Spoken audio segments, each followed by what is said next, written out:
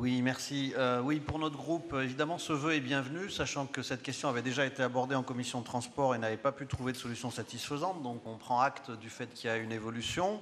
Cette évolution est d'autant plus nécessaire qu'il y avait quand même un paradoxe absolu à voir la région Rhône-Alpes en tant qu'AOT adopter récemment une délibération que nous avons construite ensemble dans le cadre d'un groupe de travail présidé par Guillaume Lissy sur l'amélioration de la qualité de service et voir la SNCF continuer de façon imperturbable à fermer des guichets, à réduire des plages d'ouverture, ce qui interdit aux usagers honnêtes, parce que nous devons présumer que les usagers soient honnêtes quand même. Le chiffre de 20 millions d'euros qui vient d'être indiqué par la vice-présidente demandera à être regardé de près, parce que nous sommes un petit peu étonnés de ces statistiques.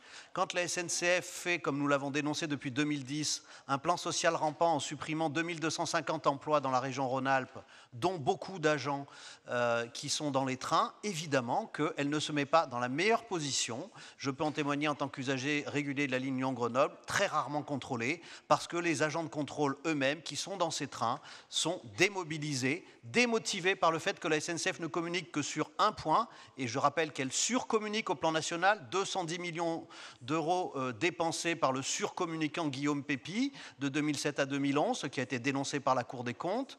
Le même Guillaume Pépi qui s'est octroyé une augmentation de 250 000 à 450 000 euros en 2012 quand même, en tant que salaire, c'est quand même pas mal. Donc là, on a un peu de difficulté dans la crédibilité de la SNCF à asseoir la lutte antifraude.